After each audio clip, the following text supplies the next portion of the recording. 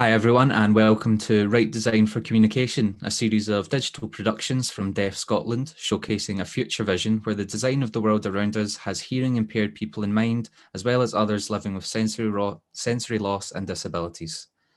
The format of these productions will include a presentation from our guest, followed by a short Q&A. We start off this series by welcoming Kathy Lee, Leader for Undergraduate Studies at the Mackintosh School of Architecture. Kathy studied at Edinburgh College of Art before moving to London to work for an independent women's housing association on their housing refurbishment programme. Kathy returned to Scotland in 2001 to work at Gareth Hoskins Architects on projects such as the new Children's Hospice for Chaz and Culloden Battlefield Visitor Centre. She began teaching architecture at Strathclyde University in 2003. Kathy joined Glasgow School of Art in 2011 and still works as an occasional consultant on stone opera projects. So without further delay, I'd like to pass over to Kathy for her presentation. Okay, so thank you very much for the invite from Deaf Scotland to do this talk, and it's a privilege really for architects to be let out of the institution of education and talk about some of the stuff that we do. As Nick was saying, I'm from the Mackintosh School of Architecture, which is part of the Glasgow School of Art, and further to work at Stone Opera, I'm part of Missing in Architecture as well, which is a little group of staff within Glasgow School of Art who are looking at things that are missing in architecture. And we were launched in 2017 as a platform to talk about the things that don't always come onto the curriculum, or we don't have time to cover in the curriculum. And part of that is looking at equality and diversity, which is why as an architect, I'm really interested in disability and addressing that in the design and education of students. So we've been running since 2017, and we're doing quite a few projects. We've been doing lectures, we're doing small design projects. One of the projects that we have done, which has been public, was the Archifringe in 2018, when we were asked to design Frankentype's building, which is the Institute of the Everyday. And we looked particularly at the Equalities Act, so this is quite relevant to the themes of your conference. So we're looking at age and disability, and one of the things that we wanted to do was try and approach the project differently, so we're not producing a design that is finished and a finished completed building, but it's methods of engaging people by playful tools to use to discuss architecture and create spaces and have a method of engaging people in architecture so that you don't feel intimidated, and that we can then open up the conversation to a wider audience. So that's the sort of basic background to where I've come from, and as Nick was saying, I've also been in practice. So the talk I'm going to do has two basic parts, and then I'm going to follow with how we're teaching our architecture students. So we could talk about the design biases that we encounter or have encountered, and we're trying to mitigate that. And the second part will be obviously talking about how we tackle that bias. So design bias in architecture, and probably across all design disciplines, is it's often based on standardization, and of course, and it's often based on a man, and of course we're not all men and we're not all a standard 1.8 high or tall, 1.8 meters. So this is something that throughout history, and the guidelines and reference books that we use, very much designed on stereotypical standardized people. And so we're trying to counter that, even when it comes to disability, when it comes to the layout, and we're all familiar with layouts of toilets, disabled toilets. And of course that doesn't count for everybody who is disabled. If you have a carer, some of these spaces aren't useful because you can't get two people in these spaces easily. And a lot of the regulations we have don't account for hidden disabilities. It's very much about physical wheelchair users, ambulant disabled. So that's one design bias. The second one is that the architecture profession, who are designing quite a lot of your built environment, not all of it, but some of it, is that our demographics don't reflect society. So if we take a standard split of our society, there's 22% categorized as disabled in the UK. So, you know, that's almost 14 million people. And in our own architecture profession, of the student population, that's as low as 10%, so as opposed to a much higher in the general population. If we look at that in more detail, then we're down at actually of physical disability. So a lot of this is student mental health issues. That's a whole issue in itself. But we're down at 0.1% who have a physical disability. So as students are learning, they're not encountering sort of a general understanding of people with a wide range of disabilities, because we're all fairly able-bodied and we're not having too many barriers put in front of us for our built environment. Myself, I've been teaching for 18 years and I've only had 2 deaf students come through. So again, that's showing you that we're not getting a good spread of a range and diversity in our student population. So we're not encountering the issues that people generally encounter. Design bias number 3 is that architecture, we need good buildings, but we tend to focus on aesthetics. And part of the problem is that good buildings aren't just about aesthetics. It's, we have to understand that architecture is about a backdrop for life. Buildings are a backdrop for life. So we need to bring all the things that tend to be on the periphery center stage, and part of missing architecture, how we're trying to tackle it in GSA, is to bring people in, so understanding the needs of people and the diversity in our human population. That's not to say that there aren't buildings out there already that are inspiring and beautiful spaces that are good for everybody.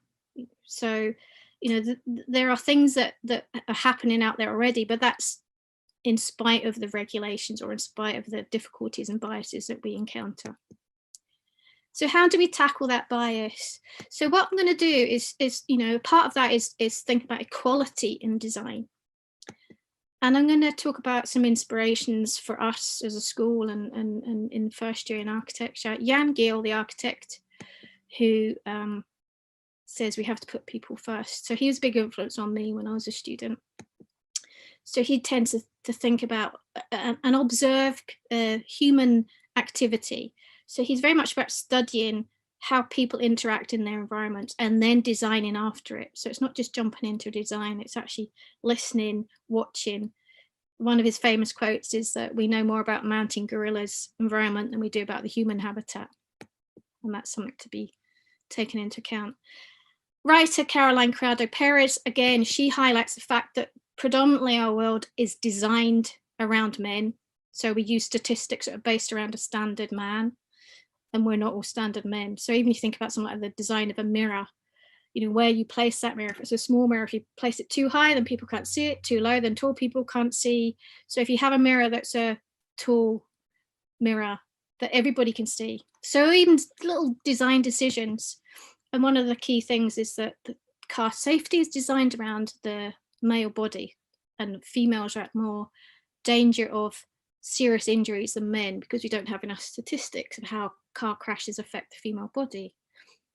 In our construction industry, there's still a male preserve that things like size of bricks. Women find it difficult to hold a brick as we do an iPhone because that's designed around a man's hand. Is that it's difficult for women to get onto site if they're going to have difficulty handling all the materials. So again, all this thing about how we see the world, how we design the world, has inbuilt biases that we need to just be aware of. Inspiration number 3, this is Thomas Carpentier. He's great. So he's an architect, and as his student project, he was investigating disability. And so we use this as an inspiration for our students. So he's taken Le Corbusier, a very famous architect who a lot of architects will look up to.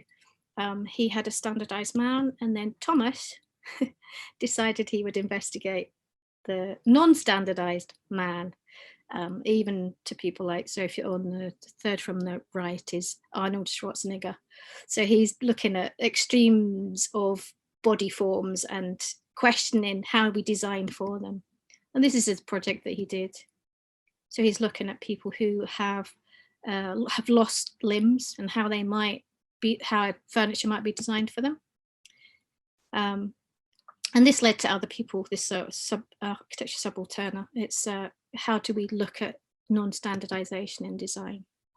Joss Boyce, really, really long in the tooth when it comes to experiencing disability in design. So she's a great influence on us, part of Matrix, who were a female architectural practice way back in the 70s. So she's doing the Disordinary project, which looks at how do we design for the disordinary. So she's saying that ordinary people have plenty of work done for them, but she's looking at the disordinary, so disability. And so she's saying if we start from disability, you actually open up really creative opportunities rather than thinking it closes down what we can do in design. And she says, actually, this is an opportunity to create something that's much more powerful than if you just designed for standardization. And she's got, they're developing, so they do work at the Bartlett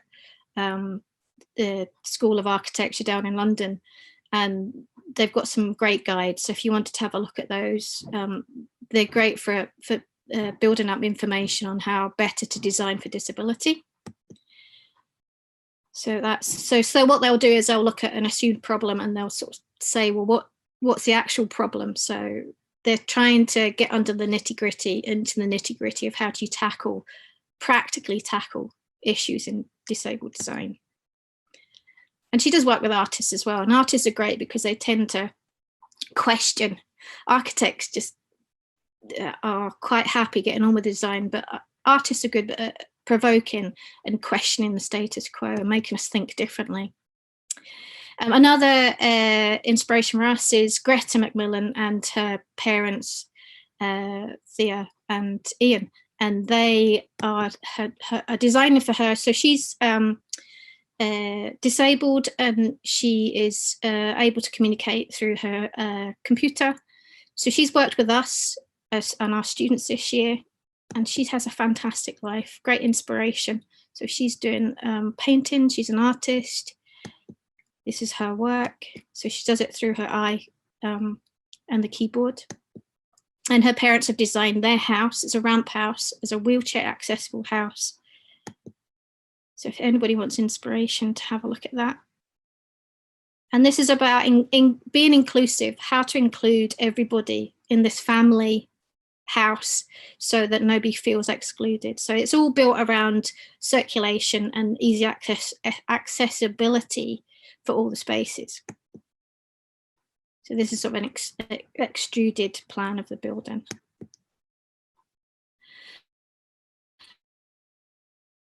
We've been teaching our architects how to be much more aware of design for diversity. And we've been running this project now for three years. And it's really, because I teach in first year, and what we wanted to do was to make students think about design and be aware of design for others right at the very start of their architectural careers. So if we seed that, thinking about widening who you're designing for right at the very beginning of every project. So it's not an afterthought where you go to the building regs afterwards and you say, well, I now have to think about disability and wheelchair users. It's like, well, how do we become creative right from the very beginning, but understanding the issues that a lot of people are meeting because of their own disabilities and getting past the wheelchair. So other people that we've been interested in, Daniel Britton, this is about dyslexia. So we've been looking at all types of disability, not just necessarily deafness, but a wide range of disabilities, so hidden and visible disabilities. And it's how do you get across how somebody might experience the world other than how you experience it. So this was a great visual about how a dyslexic might see a page of text. Again, so going back to artists are always provoking us to think differently about things. So Alison Bufano, again, using table legs in order to become a dancer and make us think of dancers' bodies differently. And Raquel Misga she has a disability where she gets exhausted. She can't spend a lot of time on her feet, so she needs to have rest. And then she realizes and says that people don't accept the fact that people need to rest because they have assumption that you're a vagrant or you're a dosser, or you're not somebody who is struggling. And so she gets a lot of unsympathetic responses, and she provokes this by doing a series of I suppose artist statements about how life is affecting her. One of the other things that our students have been looking at is Gallaudet University, which is good for Deaf Scotland. If anybody knows about this, that's great. But Gallaudet University is the first university as designed as a deaf campus in the United States. I'd suggest people had a look at podcast 99% Invisible. They've got a great piece of information that talking to the designers.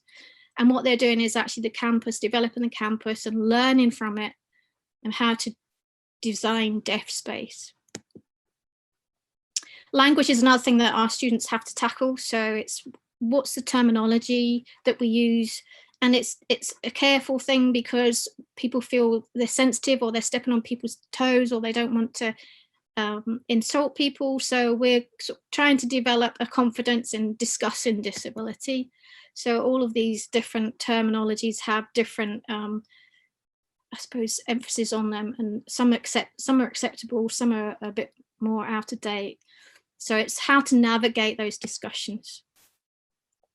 So our first iteration with our first project was with our 100 first year students. So that's quite a big cohort who are designing for disability. And we used Joss Boyce's Disordinary Project as an influence for this project.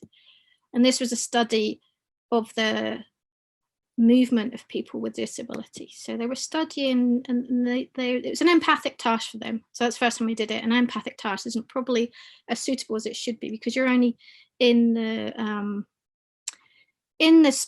space of somebody with a disability for a short moment in time. So you're not having a life lived, and it's much more important that we understand the life lived with a disability. But these are the drawings that came out of it. So they were trying to do ordinary tasks and record those and know the difference between it as an able-bodied person and a person with a disability, and trying to notice the difference in the use of space and how might you design architecture around that. So these are really interesting drawings that came out. So that's the first time we did the project. So it's just lots of ordinary studies of ordinary tasks and the difference between somebody with full ability and somebody with a disability. But it makes them think. So we asked them afterwards, what did they get from the task? And it's really quite illuminating and reassuring that they understood, makes them think differently, which is what what the point of the projects are. So we asked them, they're now 3 years down the line and they're still thinking about that, their design projects.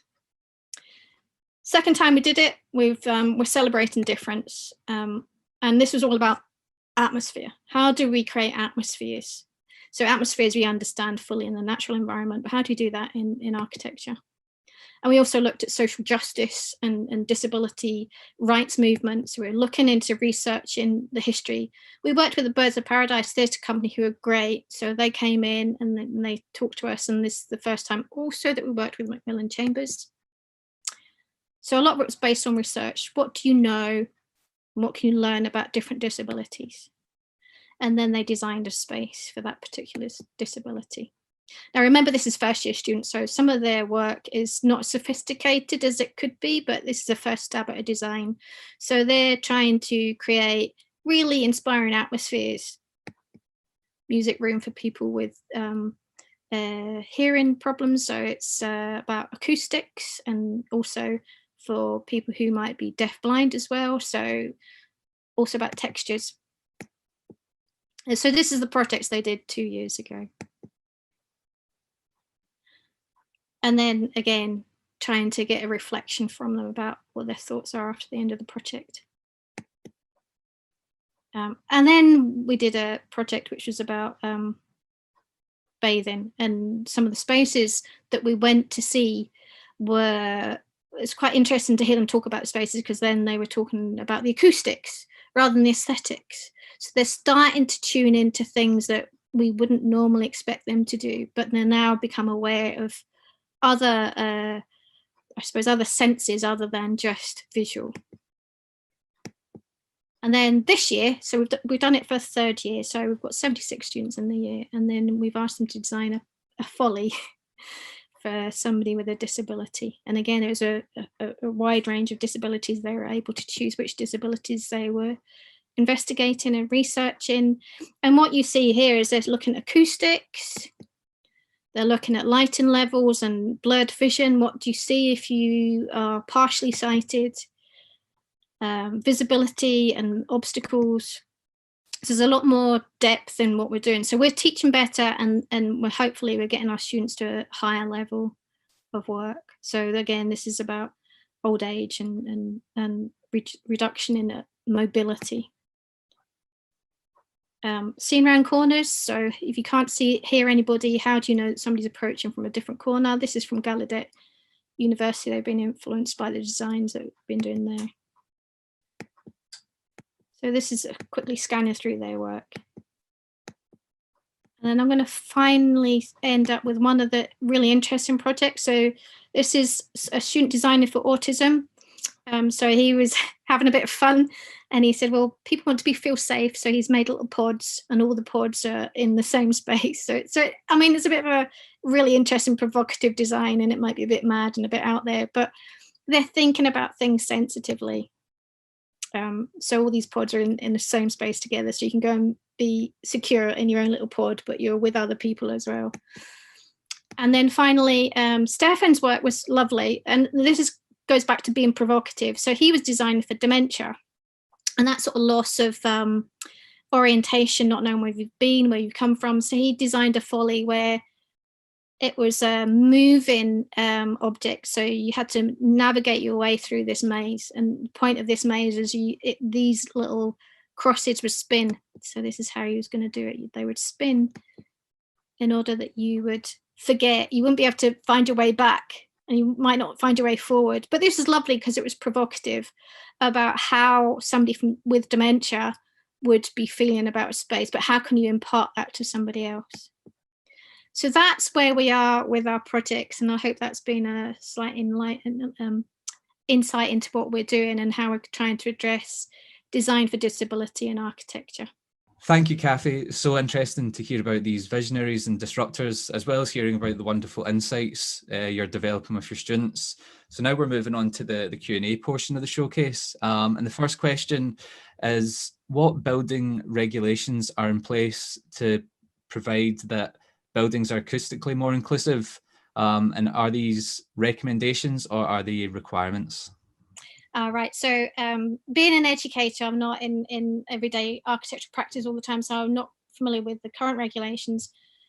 But for disabilities, it tends to be regulations are set for physical disabilities. And I think there's a gap there to cater for people with hearing. And so acoustics doesn't have any necessary dedicated regulations to it. And I think it has to be something that the architect has to be aware of when they're designing. So we need to bring it onto the agenda and maybe push for some standards. And of course, we need to do that with the help of people who are deaf, so that they can advise us, and we need to listen and see. I think that's something that needs good discussion on, to see where we're missing.